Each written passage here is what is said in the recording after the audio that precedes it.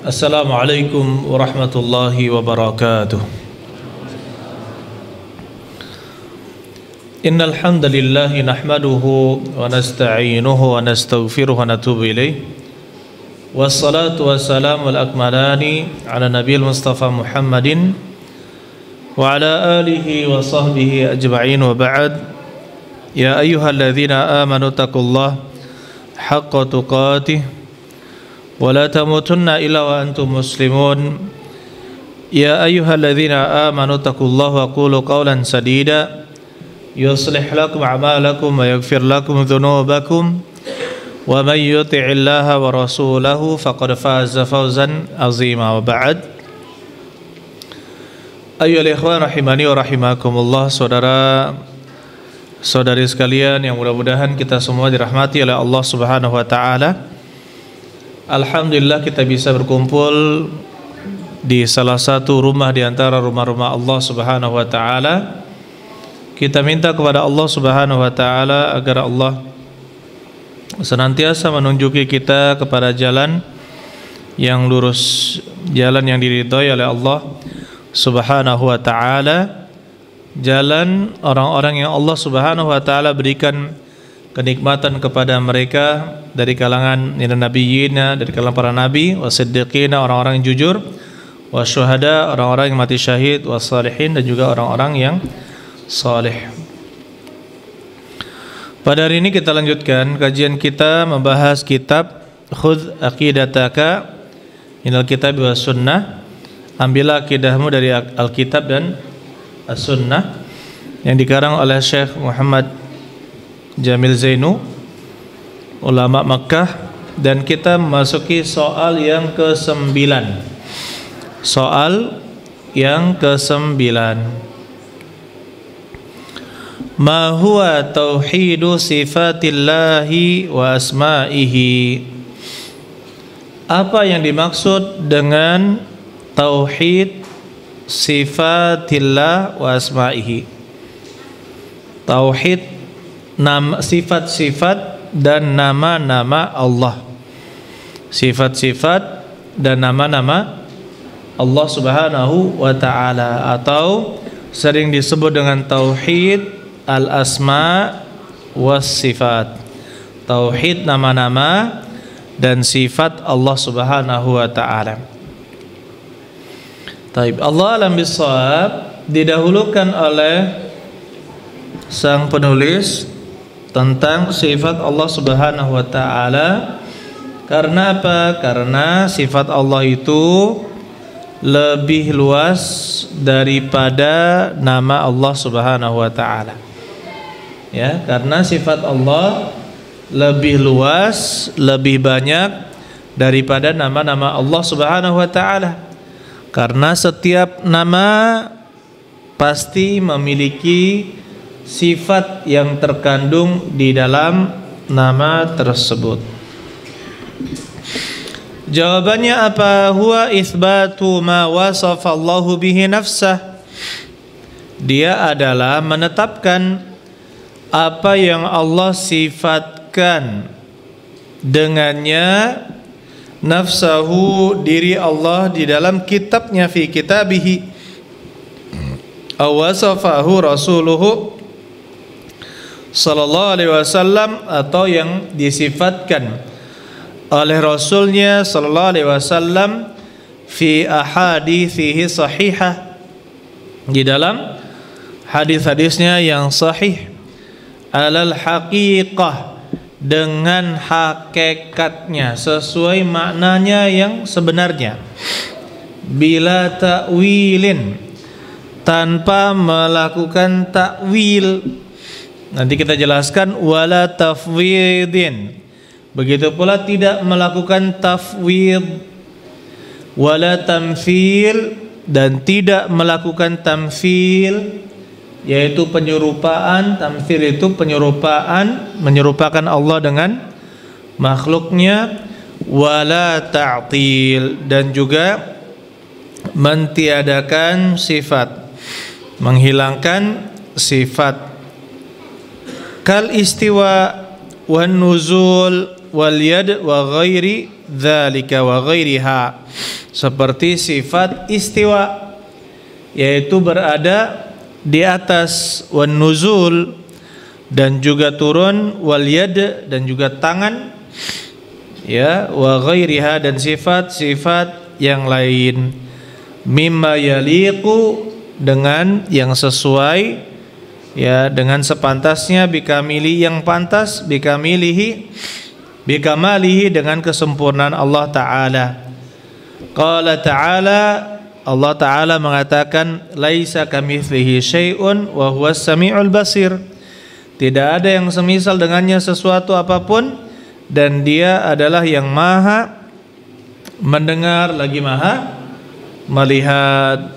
Begitu pula waqala, dan berkata Rasulullah sallallahu alaihi wasallam, yanzilullahu fi kulli lailatin ila sama'id dunya, ya, turun, Allah turun di setiap malam, ila sama'id dunya, ke langit dunia. Maka para ulama mengatakan yanzilu nuzulan yaliqu bijalalihi, ya, turun, Allah turun dengan turun yang layak dengan keagungan Allah, la yusbihu ahadan min makhluqatihi, dan Allah tidak serupa dengan siapapun dari kalangan makhluknya. Allah tidak serupa dengan siapapun dari kalangan makhluknya. Taib.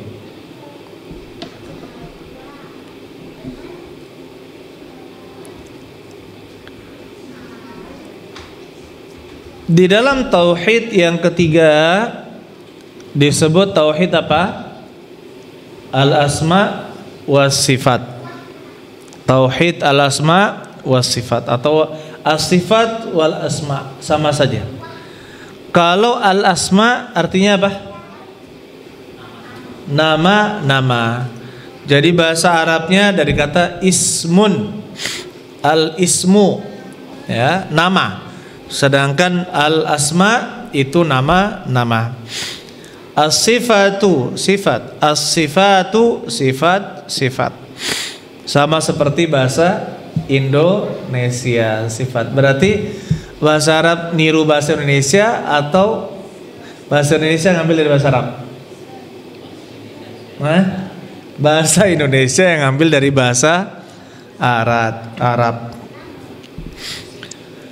Apa di sini yang dimaksud dengan tauhid sifatillah wa asma'ihi? Nah, kita bahas sekarang. Huwa itsbat ma wasafallahu bihi nafsahu fi kitabi aw wasafa rasuluhu fi hadithi sahihah alal haqiqah. Nah, di sini kita menetapkan apa yang Allah tetapkan untuk dirinya, dan juga yang disifatkan oleh Rasulnya Sallallahu Alaihi Wasallam di dalam hadis-hadis yang sahih. Di dalam hadis-hadis yang sahih. Jadi kalau ada dalilnya dari Al-Quran dan As-Sunnah, maka kita harus tetapkan. Jadi menetapkan sifat itu butuh apa? Butuh apa? Dalil, ya. Dan dalil dari hadisnya pun harus hadis yang sahih, bukan hadis yang lemah. Kemudian kaidah yang kedua, kita menafikan sifat, mentiadakan sifat bagi Allah Subhanahu wa taala yang Allah tiadakan di dalam Al-Quran maupun hadis Nabi Sallallahu Alaihi Wasallam, maupun dalam hadis Nabi Sallallahu Alaihi Wasallam. Kalau ditiadakan, maka kita tiadakan. Kalau ditetapkan, maka kita tetapkan. Sudah? Kemudian yang ketiga, yang tidak ada penetapannya di dalam Al-Quran dan As-Sunnah, dan juga tidak ada penafiannya, tidak ada penafiannya, ditiadakan, tidak ada pentiadaannya, bagaimana sikap kita? Kita tiadakan atau bagaimanakan? Kita bagaimanakan? Mas ya? Kalau tidak ada dalil yang menetapkan dan juga tidak ada dalil yang mentiadakan, apa yang kita lakukan? Mentiadakan. Salah. Kita berdiam diri, namanya tawakuf. Tawakuf. Kita tidak boleh berbicara tentang sifat dan nama Allah tanpa ilmu. Dan ilmu itu adalah Al-Quran dan As-Sunnah. Jadi di sini, kalau tidak ada penetapan dan tidak ada pentiadaan, maka bukan berarti kita tidak tetapkan, dan bukan berarti kita tetapkan juga. Jadi kita tawakuf. Apa tadi tawakuf? Berdiam diri, tidak menetapkan dan tidak tidak mentiadakan. Contoh sifat. Contohnya Alhamdulillahi Rabbil Alamin, ya. Alhamdulillah Rabb semesta alam. Berarti di antara nama Allah adalah Ar-Rabbu. Ar-Rabbu yang berarti pemilik dan pengatur, pemilik alam semesta dan yang mengaturnya. Nah, berarti Allah Subhanahu wa taala memiliki sifat rububiyah, yaitu memiliki dan mengatur.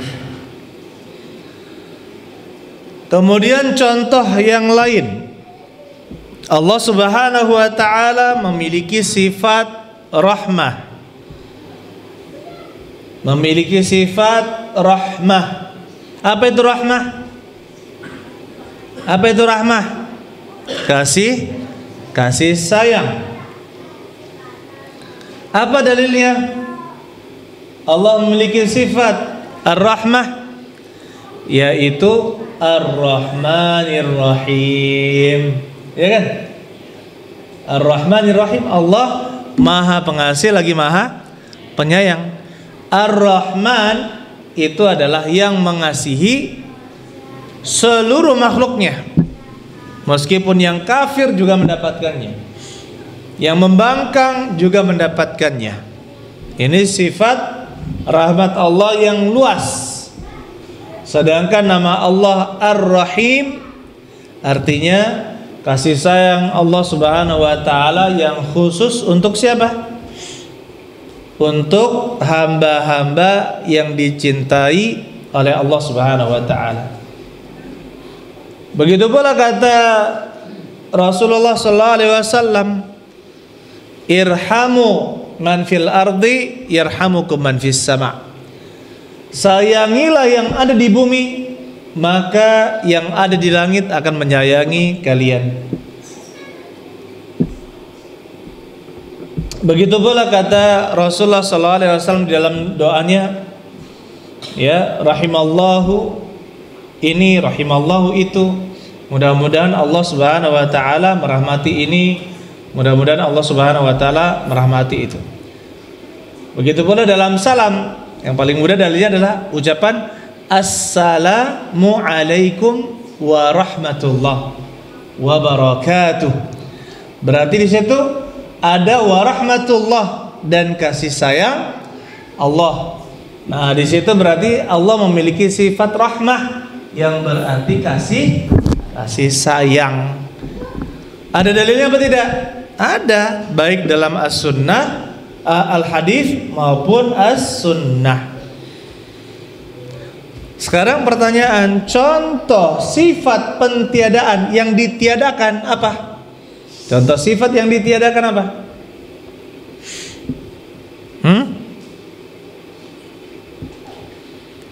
Apa contoh sifat yang ditiadakan? Adalah tidur dan mengantuk bagi Allah Subhanahu wa taala la ta'khudhuhu sinatu wala naum. Allah tidak mengantuk, sinah itu ngantuk, wala naum, dan juga tidak tidur. Berarti kita harus menetapkan mentiadakan sifat mengantuk dan tidur dari Allah Subhanahu wa taala. Berarti kita katakan Allah tidak mengantuk dan tidak tidur. Kenapa? Karena ada dalilnya, ya kan? Dan setelah kita menafikan satu sifat, maka itu tidak sempurna sampai kita menetapkan lawan dari sifat tersebut yang ada dalilnya di dalam Al-Quran maupun Al-Hadis. Contohnya, lawan dari mengantuk dan tidur adalah memiliki kehidupan yang sempurna, tidak membutuhkan tidur dan tidak membutuhkan kantuk.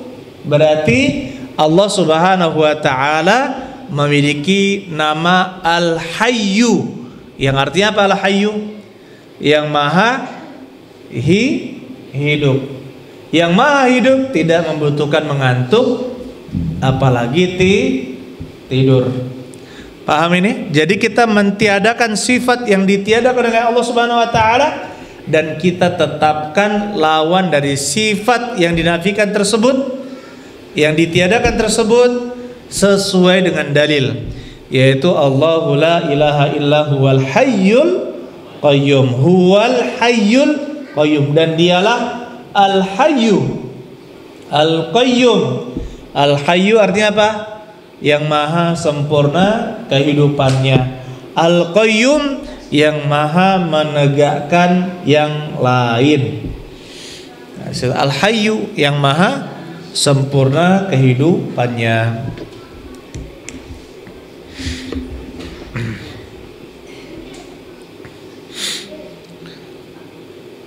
Begitu pula contohnya sifat yang dinafikan adalah sifat zalim bagi Allah Subhanahu wa taala. Allah zalim apa tidak? Tidak. Apa dalilnya? Kalau kita mengatakan Allah tidak zalim, sesuai kita katakan tadi, harus ada apa? Dalil. Apa dalilnya? Apa dalilnya? Apa? Ar-Rahman Rahim. Apa dalilnya? Wala yazlimu rabbuka ahada. Contoh dalam Al-Quran. Dan Rabb kamu ya tidak berbuat zalim kepada siapapun, ya. Wa maka wala yazlimu rabbuka ahada wa ma Allah yuridu zulman lil ibad, dan Allah tidak menginginkan kezaliman pada hamba-hambanya, dan dalil-dalil yang lain yang sangat banyak. Begitu pula dalam hadis Nabi sallallahu alaihi wasallam, ya ibadi, kata Allah Subhanahu wa taala dalam hadis qudsi, wahai hamba-hambaku, inni haramtu zulma ala nafsi faj'altuhu bainakum muharrama fala tazalamu. Wahai hamba-hambaku, sesungguhnya aku mengharamkan kezaliman pada diriku, dan aku jadikan dia haram di antara kalian, fala tazalamu, dan janganlah kalian saling menzalimi. Berarti apa? Kita nafikan sifat zalim bagi Allah Subhanahu wa taala dengan apa? Dengan dalil. Kemudian kita tetapkan lawan dari sifat zalim adalah sifat adil. Al-adlu termasuk ya nama Allah Subhanahu wa taala. Taib. Kemudian yang tidak ada dalil penetapan dan juga penafian. Penafian apa tadi penafian? Pentiadaan. Kalau tidak ada dalil penetapan dan penafian, maka bagaimana? Kembali yang ketiga. Sifat yang ketiga yang kita ambil adalah apa? Tawakuf, yaitu berdiam berdiam diri. Ya, contohnya, apakah Allah Subhanahu wa taala memiliki jihah, arah atau tidak? Maka kita Allahu a'lam bissawab. Apakah Allah Subhanahu wa taala memiliki jisim, tubuh? Kita katakan Allahu a'lam bissawab. Karena apa? Karena tidak ada dalil yang menyebutkan hal tersebut. Alal haqiqah, dengan hakikatnya. Ini maksudnya apa? Kalau ada sifat di antara sifat-sifat Allah yang disebutkan dalam dalil, wajib kita imani apa adanya sesuai bunyi dalil tersebut. Sesuai bunyi dalil tersebut, sesuai yang dipahami oleh bahasa Arab. Karena Al-Quran diturunkan dengan bahasa Arab. Jadi apa yang dipahami dari bahasa Arab, itulah tafsiran dari setiap sifat yang disebutkan tersebut. Tapi paham ini? Makanya ahli sunnah wal jamaah sangat mudah di dalam memahami nama-nama dan sifat Allah. Ya, amirruha kama ja'at. Kata para salaf, para terdahulu, orang-orang terdahulu, biarkanlah dia, ya, sifat-sifat itu sebagaimana dia datang. Maksudnya apa? Tafsiruha qiraatuha. Disebutkan dalam perkataan lain, penafsiran dari sifat adalah membacanya. Ya, membacanya. Contohnya misalkan seperti ini. Ketika kita membaca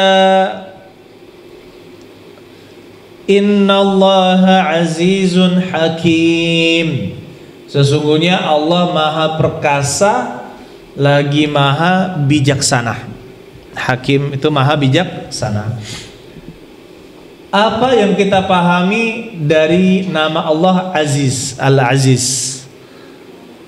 Al-Aziz itu menunjukkan dua hal. Begitu pula nama-nama yang lain. Setiap nama menunjukkan dua hal. Yang pertama, menunjukkan Al-Aziz itu adalah Allah Subhanahu wa taala. Al-Aziz, kemudian Al-Hakim, itu menunjukkan Allah Subhanahu wa taala. Ya, itu adalah nama Allah. Jadi Al-Aziz itu adalah Allah, bukan selain Allah. Jadi kalau orang Quraisy dulu, ya, orang musyrik Quraisy, wa Ar-Rahman. Siapa itu Ar-Rahman? Kami tidak mengenal Ar-Rahman. Ya, kalau orang Islam tahu Ar-Rahman itu adalah siapa? Allah Subhanahu wa taala. Mereka mengingkari nama Ar-Rahman bagi Allah Subhanahu wa taala. Kita tahu bahwa Ar-Rahman sama dengan Allah, Allah sama dengan Ar-Rahman. Begitu pula Al-Aziz, Al-Hakim sama dengan Allah Subhanahu wa taala. Kemudian yang kedua, setiap nama memiliki sifat yang terkandung di dalamnya. Jadi kalau misalkan Al-Aziz yang maha perkasa, ketika membaca ayat itu apa yang kita pahami? Ada maknanya apa tidak? Ada maknanya apa tidak? Ada. Yang kita pahami adalah Allah itu maha perkasa, tidak ada yang bisa melemahkan dan mengalahkan Allah Subhanahu wa taala. Itu kan secara bahasa. Maka yakini seperti apa adanya dalam bahasa Arab. Tidak perlu ditafsirkan dengan makna-makna yang lain. Contohnya Al-Aziz ditafsirkan dengan iradatul quwwah, sifat izzah. Ya, Al-Izzah, dari kata Al-Aziz itu ada sifat namanya izzah, yaitu keperkasaan, ditafsirkan dengan iradatu al-quwwah, menginginkan kekuatan. Subhanallah, ini bentuk penafsiran yang tidak sesuai. Maka kita katakan sifat Allah berarti sangat banyak. Iya, sifat Allah itu tidak terbatas hanya sampai 20. Tidak sampai tidak hanya 20, bahkan sifat Allah seperti tadi Ar-Rahmah, kasih sayang, Al-Izzah, keperkasaan, ada tidak?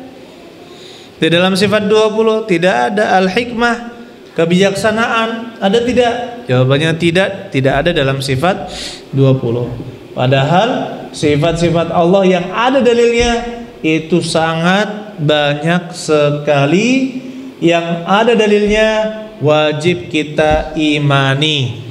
Ya, wajib kita imani dan berdasarkan hakikatnya. Begitu pula contohnya, ya, Rasulullah SAW tentang, misalkan disebutkan di dalam dalil tentang mata Allah Subhanahu wa taala. Berarti kita meyakini bahwa Allah memiliki mata. Ketika disebutkan tangan, Allah memiliki tangan, maka kita meyakini bahwa Allah memiliki tangan. Allah Subhanahu wa taala memiliki kaki. Kita yakini Allah, di dalam dalil disebutkan ada kaki, maka kita meyakini Allah memiliki kaki. Apa yang tidak disebutkan seperti pusar, ya, dada dan sebagainya, maka kita bagaimana? Tawakuf. Kita tawakuf, kita berdiam diri, tidak menetapkan dan juga tidak menafikan.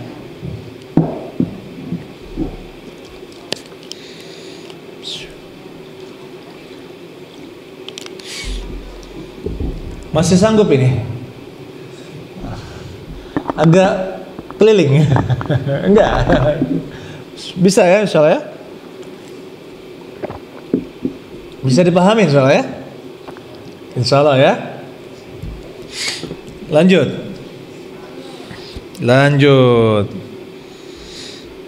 Jadi setiap nama mengandung apa? Dua hal. Yang pertama apa? Apa yang pertama? Menunjukkan Allah itu sendiri. Yang kedua, setiap nama mengandung apa? Sifat yang terkandung di dalam nama tersebut. Semua nama Allah ada sifat yang ada di dalamnya. Contohnya apa? Al-Qawi. Apa Al-Qawi? Yang maha kuat. Berarti sifat Allah ada kuwah. Allah memiliki al-quwwah, yaitu kekuatan. Contohnya apa lagi nama Allah? Apa nama Allah? Apa? Maliki yaumiddin. Al-Malik, yang maha memiliki. Al-Malik itu adalah nama Allah Subhanahu wa taala. Begitu pula Al-Malik. Pendek, Al-Malik artinya yang maha raja. Ya, tidak ada yang mengalahkan kerajaan Allah Subhanahu wa taala. Al-Malik. Allah raja di raja. Raja segala raja. Ya, tidak ada yang lebih merajai dari Allah Subhanahu wa taala. Berarti kan kita tetapkan Allah Subhanahu wa taala Al-Malik. Al-Malik itu yang memiliki. Berarti dalam bahasa Arab Al-Mulku. Allah memiliki sifat memiliki. Begitu pula Al-Malik, raja. Maka Allah Subhanahu wa taala memiliki sifat Dzul Mulk, memiliki apa? Kerajaan. Karena raja punya kerajaan. Seperti itu, ya. Dan kita wajib mengimaninya apapun dalilnya dalam Al-Qur'an dan As-Sunnah. Kapan disebutkan oleh Allah dalam Al-Quran Sunnah, maka wajib kita imani. Tetapi yang tidak boleh kita lakukan ada beberapa hal. Ya, yang paling intinya adalah seperti dalam surat Asy-Syura ayat yang ini, laisa kamitslihi syai'un wa huwas samiul basir. Apa artinya? Tidak ada yang semisal dengannya sesuatu apapun. Wa huwas samiul basir, dan dia adalah yang maha mendengar lagi maha melihat. Nah, di sini perkataan laisa kamitslihi syai'un, tidak ada yang semisal dengannya sesuatu apapun. Berarti kita yakini bahwa Allah tidak serupa dengan siapapun, baik bentuk, ya, wajah, misalkan disebutkan wajah Allah, wa yabqa wajhullah, ya, dan kekalah wajah Allah. Berarti Allah memiliki apa? Wajah. Tapi tidak boleh kita serupakan Allah dengan makhluknya. Yakini Allah Subhanahu wa taala memiliki wajah, Allah memiliki tangan sebagaimana dalam dalil, Allah memiliki kaki. Bahkan Allah Subhanahu wa taala disebutkan memiliki unmulah, yaitu ruas jari. Allah Subhanahu wa taala memiliki mata. Maka kita wajib mengimani itu, wajib mengimani Allah memiliki itu semua. Kenapa? Karena ada dalil. Tapi yang dilarang adalah kita menyerupakan Allah dengan makhluk. Contohnya, mata Allah seperti mata makhluk ini, atau muka Allah seperti muka makhluk yang ini, kaki Allah seperti kaki makhluk yang ini. Padahal Allah sendiri mengatakan laisa kamitslihi syai', tidak ada yang semisal dengannya satupun, tidak ada yang sama dengan Allah Subhanahu wa taala. Ya. Begitu pula cara kalau disebutkan turun, jangan dibayangkan Allah turun seperti turunnya kita. Kalau kita itu turun ke arah bawah, ya kan? Kita turun ke melalui tangga ke bawah. Kalau dari lift turun. Kalau misalkan burung elang menyambar, turun juga apa tidak? Menukik, gitu kan? Menukik, turun apa tidak? Turun. Itu turunnya siapa? Makhluk. Allah pasti beda cara turunnya. Cuma kita diwajibkan untuk mengimani makna turun. Allah itu turun. Masalah bagaimana caranya? Apa yang kita katakan? Allahu a'lam bishawab. Kita serahkan pada Allah. Kita tidak diperintahkan untuk mengetahuinya, tetapi kita diperintahkan untuk mengimani sifat Allah Subhanahu wa taala yang ada di dalam dalil Al-Quran maupun As-Sunnah. Nah, ini sudah. Jadi tetapkan, jangan serupakan. Ya, dalilnya sangat banyak. Contohnya di sini kan, yanzilullah fi kulli lailatin ila sama'id dunya hina yabqa thuluthul lail al-akhir, hina yabqa thuluthul lail al-akhir. Allah Subhanahu wa taala turun ke langit dunia ketika apa? Tersisa sepertiga malam yang terakhir. Nah, sekarang di mana Allah? Ar-Rahmanu 'alal arsyis tawa. Ar-Rahman berada di atas arsy. Jadi banyak sekali pertanyaannya, Ustadz, bagaimana Allah berada di atas arsy tapi kalau Allah turun ke langit dunia? Pertama kita katakan, Ar-Rahman berada di atas arsy. Arsy itu singgasana Allah Subhanahu wa taala, yaitu makhluk tertinggi, terbesar yang Allah ciptakan. Bukan sebagai tempatnya Allah, bukan. Itu adalah makhluk Allah. Allah tidak butuh kepada makhluk. Ya, Allah tidak butuh kepada makhluknya. Dan kalau ditanya makhluk terbesar apa? Arsy Allah Subhanahu wa taala sebagai kubah dari seluruh alam semesta, dialah yang paling tingginya. Nah, setelah arsy, ya, maka Allah katakan Ar-Rahmanu 'alal istawa. Ar-Rahman berada di atas arsy. Pertama, berada di atasnya Allah itu jangan samakan dengan makhluk berada di atas kursi atau di atas genteng atau di atas gunung. Itu semua namanya istiwa ala.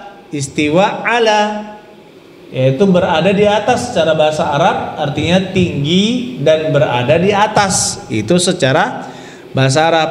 Kita naik genteng, itu kita beristiwa di atas genteng. Kita naik gunung, kita beristiwa di atas gunung.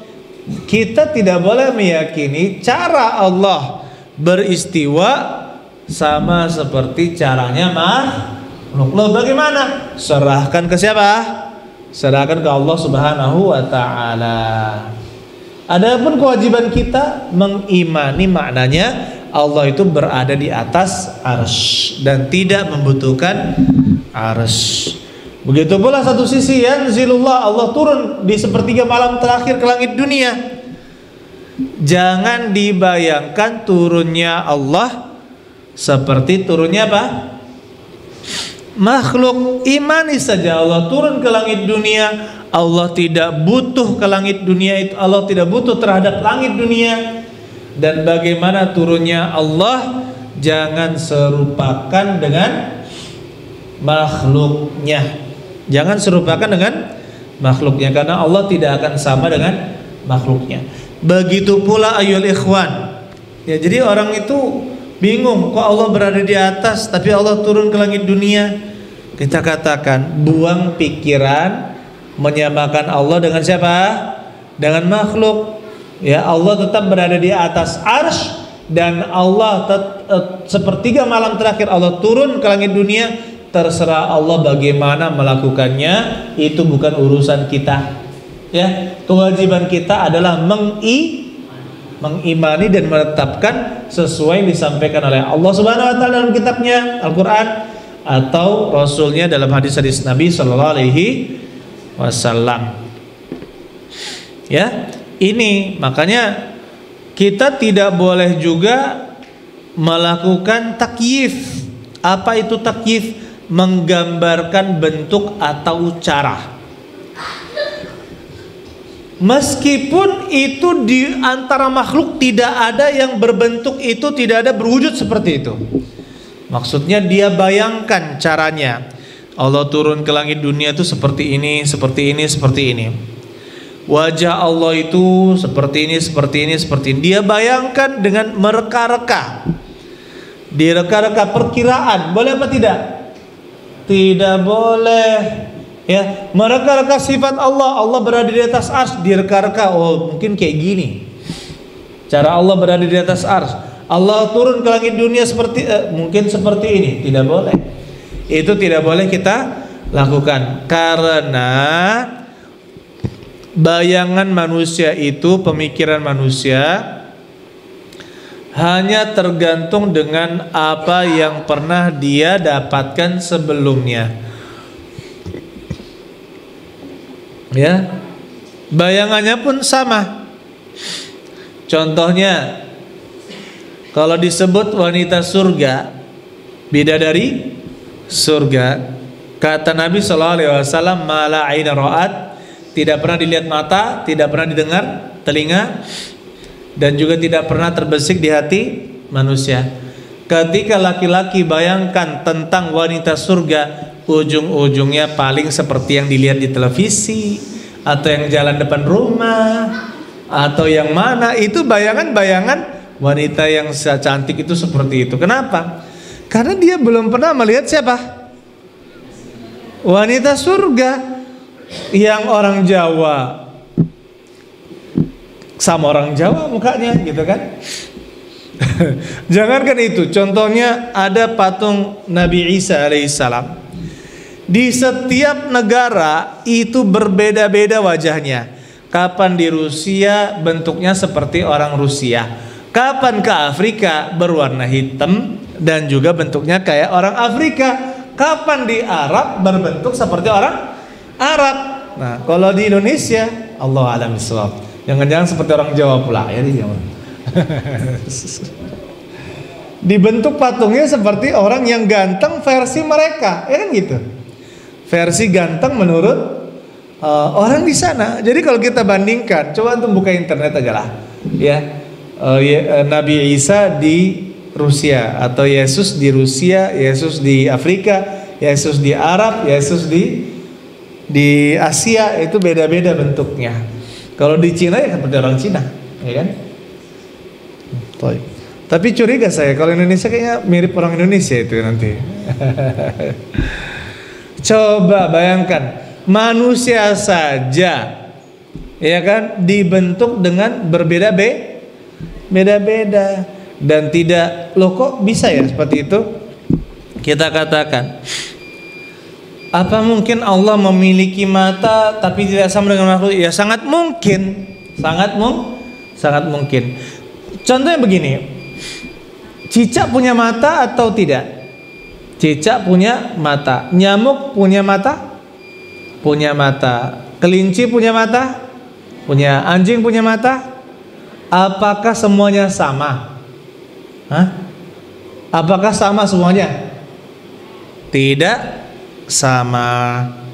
Ya, apalagi mata buah. Mata buaya. Nah, ini beda banget tuh ya. Gitu Pak ya. Astagfirullah. Mata buaya sama mata manusia itu beda. Sama-sama disebut apa? Mata. Laba-laba punya mata apa tidak? Punya. Sama tidak dengan mata manusia? Beda. Jadi kita bisa berkesimpulan, nama itu sama. Dan ada pemahaman di dalam otak kita tentang makna mata, dan kita pahami bahwasanya mata itu dalam perwujudan hakikatnya itu bisa berbeda-beda pada makhluknya. Contohnya yang belum pernah lihat iguana, mata iguana seperti apa? Tidak tahu, ya, yang belum pernah melihatnya. Atau misalkan yang belum pernah lihat mungkin mata tapir ya. Mata tapir itu bagaimana? Nah, kan seperti itu. Jadi sama penamaan ya belum tentu mengharuskan sama hakikat. Ya kan? Maka dengan Allah Subhanahu wa taala pun juga demikian. Kalau kita mengatakan Allah memiliki mata, itu tidak mengharuskan kita mengatakan bahwa mata Allah seperti mata makhluknya. Terserah Allah bagaimana mata Allah, kita tidak tahu. Tapi yang jelas ya, kita meyakini bahwasanya Allah memiliki mata sebagaimana kata Nabi SAW, inna dajjala, sesungguhnya dajjal itu a'waru ainah, buta sebelah matanya, wa rabbukum laisa bi'awar, dan Rabb kalian tidak buta sebelah matanya. Berarti Allah memiliki dua mata, yang kedua-duanya melihat, berbeda dengan dajjal. Begitu pula Allah Subhanahu wa taala memiliki tangan, bal yadahu mabsutatani, kedua tangannya terbentang. Berarti Allah memiliki dua tangan. Dalam hadis, anta Adam khalaqakallahu biyadaihi, engkau adalah Nabi Adam, engkau adalah Adam yang Allah ciptakan engkau dengan kedua tangannya. Berarti Allah memiliki dua tangan. Berdasarkan apa? Kesimpulan para ulama atau berdasarkan dalil? Berdasarkan dalil. Jadi kita katakan ya ikhwan, semua sifat Allah harus disebutkan di dalam ada dalilnya. Allahu a'lam bishawab. Kita lanjutkan setelah azan insyaallah. Silakan azan dulu. Bismillah, alhamdulillah, wassalatu wassalamu ala rasulillah, ba'd. Kemudian di sini ada perkataan bila ta'wilin, tanpa melakukan takwil. Maksudnya apa? Penafsiran ditafsirkan dengan makna yang lain dari apa yang dipahami dalam bahasa Arab. Contohnya, istiwa itu artinya adalah berada di atas dan tinggi. Ala tinggi, wartafa'a berada di atas. Ya, istawa dan ada yang merubahnya dengan ditafsirkan dengan makna yang lain, yaitu istaula, yaitu Allah menguasai. Allah menguasai. Maka kata istaula itu bagaimana? Tidak ada dalilnya dalam Al-Quran dan Al-Hadis. Maka kita katakan, ya kita bertawakuf. Harusnya apa? Bertawakuf, berdiam diri, tidak menetapkannya dan tidak juga menafikannya. Ya kan, seperti itu. Tapi kenapa ditafsirkan dengan istaula? Contohnya, Allah Subhanahu wa taala memiliki sifat rahmah, ditafsirkan dengan makna yang lain. Contohnya adalah iradatu al-khair. Ya, sifat rahmat itu diterjemahkan, ditafsirkan oleh mereka dengan makna yang lain, ditakwil, ditafsirkan lain dengan apa namanya?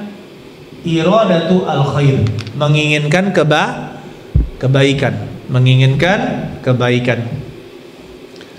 Maka kita katakan pentakwilan atau penafsiran yang menyimpang tersebut tidak boleh dilakukan. Contohnya yadun itu artinya tangan. Yadullah, tangan Allah. Maka ditafsirkan dengan makna yang lain, yaitu qudratullah, kemampuan Allah. Ya, seperti ini. Apakah ada dalilnya? Yadun, tangan, diartikan dengan kudrah? Jawabannya tidak ada. Maka tidak boleh kita lakukan. Apa yang kita lakukan? Imani sebagaimana datangnya, tidak perlu mentakwilnya atau menafsirkannya dengan makna yang lain. Contohnya apa lagi? Wajah Allah Subhanahu wa taala ditafsirkan dengan diri Allah. Ya. Padahal jangan jelas wa yabqa wajhu rabbika, dan kekala wajah Rabbmu. Begitu pula lau kusyifa, seandainya wajah Allah, walau kusyifat subuhatu wajhihi, seandainya disingkap apa namanya, penyingkap dari penghalang itu, dari cahaya itu, maka akan membakar seluruh apa yang dilihat oleh Allah Subhanahu wa ta'ala dari kalangan makhluknya. Maka kita katakan Allah Subhanahu wa ta'ala memiliki wajah. Ya, kan enak ya. Kita imani Allah punya wajah, tapi biarkan aja, serahkanlah kepada Allah. Wajah Allah seperti apa? Ya urusan Allah, kita nggak tahu, gitu kan. Jangan kita tolak sifat tersebut. Jangan kita tolak sifat wajah, tetapkan sebagaimana Allah menyebutkan, Rasulnya juga menyebutkan, imani sebagaimana datangnya, tapi jangan serupakan dengan apa? Dengan apa? Dengan makhluknya. Begitu pula kita tidak melakukan tafwid. Apa itu tafwid? Tafwid itu menyerahkan maknanya dan hakikatnya kepada Allah. Ini coba ulangi ya. Kalau tafwid itu menyerahkan makna dan hakikatnya kepada Allah. Ya. Sedangkan ahli sunnah wal jamaah tidak menyerahkan maknanya kepada Allah, tapi maknanya itu diketahui apa tidak? Maknanya diketahui apa tidak? Ketika kita mengatakan Allah Ar-Rahman Ar-Rahim, Allah Maha Pengasih lagi penyayang, diketahui tidak maknanya? Diketahui, ya. Nah, sementara itu orang yang melakukan tafwid, mereka mengatakan maknanya, ya, ini dikembalikan kepada Allah Subhanahu wa taala. Maka orang yang seperti ini tidak akan bisa menghayati ayat-ayat Al-Quran. Kenapa? Ketika mendapatkan ayat, contohnya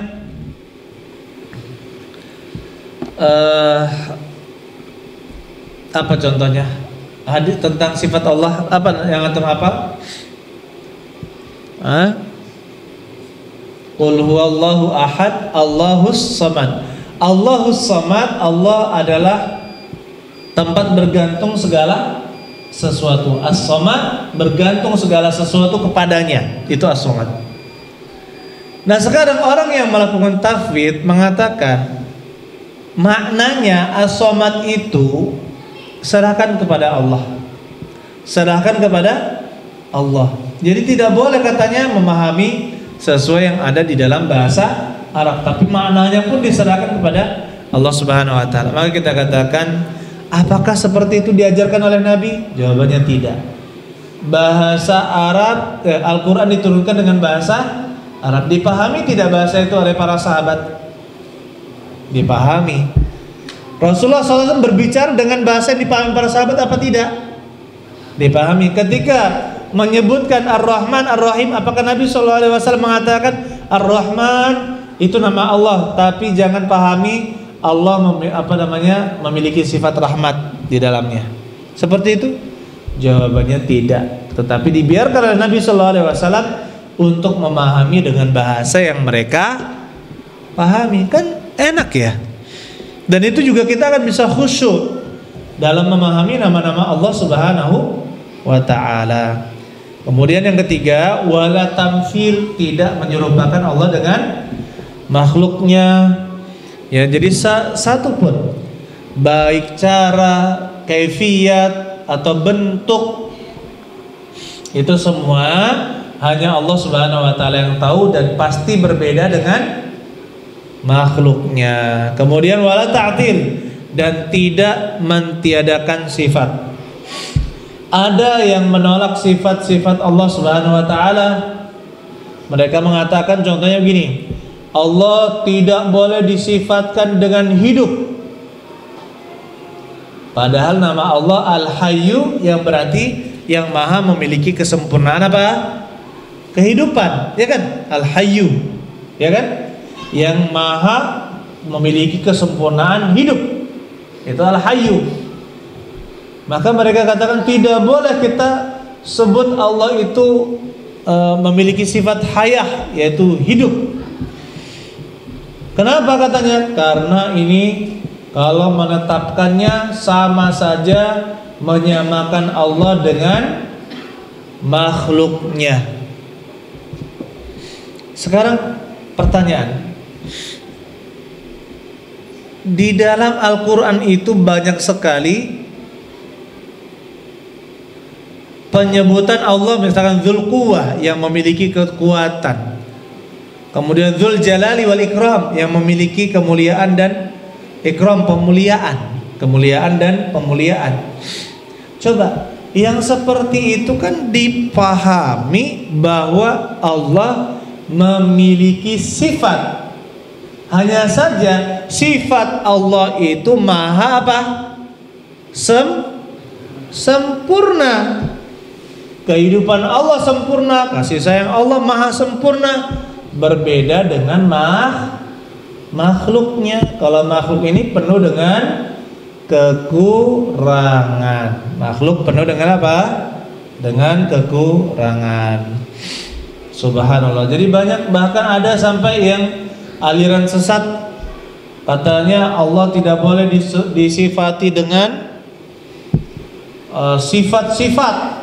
Kalau mensifati dengan sifat-sifat berarti menyerupakan Allah dengan makhluknya. Ini adalah perkataan yang sesat, menyesatkan. Padahal kita sendiri di dalam Al-Quran, apa yang kita pahami dari Qul huwallahu ahad, katakanlah Allah lah satu-satunya yang disembah. Allahus samad, Allah tempat bergantung segala sesuatu, semuanya bergantung kepadanya. Lam yalid wa lam yulad, tidak beranak dan tidak diperanakkan, ya, tidak melahirkan dan tidak dilahirkan. Wa lam yakul lahu kufuwan ahad, dan tidak ada satupun yang sebanding atau menyainginya. Kan kita kalau memahami kata-kata seperti itu, maka orang yang membaca terjemahannya saja akan langsung memahami apa? Oh, ini artinya seperti ini. Dalam hati kita, seperti orang-orang yang tidak bisa bahasa Arab, baca terjemahannya, apa yang antum pahami? Allah itu kalau disebutkan Al-Ahad, berarti Allah adalah satu-satunya yang disembah. As-Samad, nama Allah As-Samad, yang segala sesuatu bergantung kepadanya, atau puncak dari ketinggian, ya. Maka apa yang kita pahami? Seperti yang kita baca. Makanya ya ayyuhal ikhwan rahimani wa rahimakumullah, orang yang mentiadakan sifat Allah Subhanahu wa taala, pada intinya mereka itu sebenarnya ingin mengingkari syariat agama ini. Nauzubillahi min dzalika. Ya, seperti itu. Saya rasa cukup ya, tidak usah ada pertanyaan. Nanti pas santai saja kita pertanyaan, kita sholat ya. Barakallahu fikum jami'an. Subhanakallahumma hamdik, asyhadu an la ilaha illa anta astaghfiruka wa atubu ilaik. Assalamualaikum warahmatullahi wabarakatuh.